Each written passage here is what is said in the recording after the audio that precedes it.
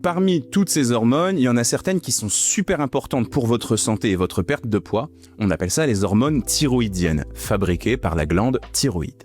Les hormones thyroïdiennes, elles vont jouer sur le métabolisme du corps, c'est-à-dire cette fonction que possède notre organisme d'utiliser de l'énergie, par exemple l'énergie qu'on a stockée dans le gras à cause du poids qu'on a pris, pour faire fonctionner tout ce petit monde, et l'intensité avec laquelle ça va être fait.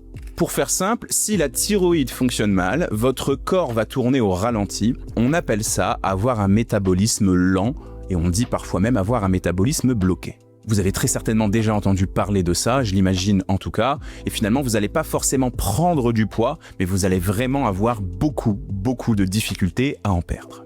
En plus de ça, un déséquilibre thyroïdien, ça crée de la rétention d'eau. Vous allez donc pas forcément être plus lourd ou plus lourde, mais vous allez avoir des membres plus épais, plus volumineux.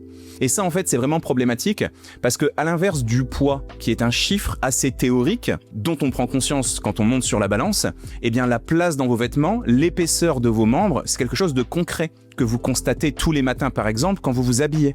Et donc forcément, si vous avez moins de place dans vos vêtements, si vous voyez que vous avez pris en volume, ça risque de grandement vous décourager et ça va finalement un peu vous tirer une balle dans le pied dans la motivation que vous avez à l'idée de perdre du poids.